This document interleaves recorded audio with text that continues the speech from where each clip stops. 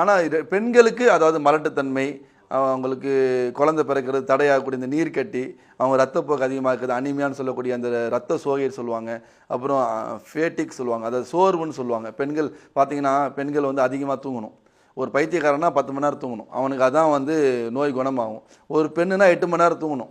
இன்றைக்கி ஒரு ஆண் வந்து 6 மணி நேரம் தூங்கினா போதும். ஆனால் நம்ம கதை எப்படின்னா, நம்ம இன்றைக்கி ஒரு கணவன் வீட்டுக்குள்ளே வந்ததுக்கப்புறம் நமக்கெல்லாம் சாப்பாடு வச்சுட்டு நம்மலாம் தூங்கினதுக்கப்புறம் தான் அவங்க தூங்குறாங்க.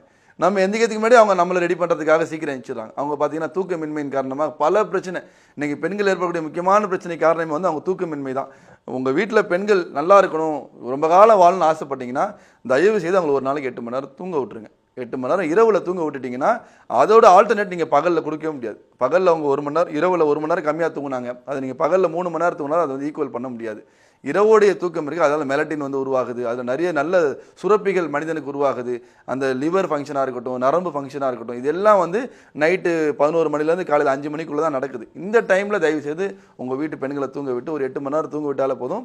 நீங்கள் விரும்பக்கூடிய அளவுக்கு ஆக்டிவாகவும் சந்தோஷமாகவும் உங்கள் பெண்கள் இருக்க முடியும். அவங்களும் நம்மளோட ப்ராடக்ட் இருக்குது, அது பார்த்தீங்கன்னா மிஸ்டர் பெர்ஃபெக்ட் நார்மல். இது வந்து பார்த்தீங்கன்னா இதில் திருப்பலா சூர்ணம் சில ஐட்டம் கலந்துருக்கிறோம். அதே போல் பார்த்தீங்கன்னா சீடிங் தெரப்பி சொல்லுவாங்க, அதுவும் நம்ம கலந்துருக்கோம். இது பெண்களுக்கு அந்த மலட்டுத்தன்மை நீங்கி குழந்தை பிறக்கிறதுக்கு என்னென்ன தடைகள் இருக்கோ அதெல்லாம் நீங்கள் சீக்கிரம் குழந்தை பிறக்கிறதுக்கான பெரிய உதவி செய்யும்.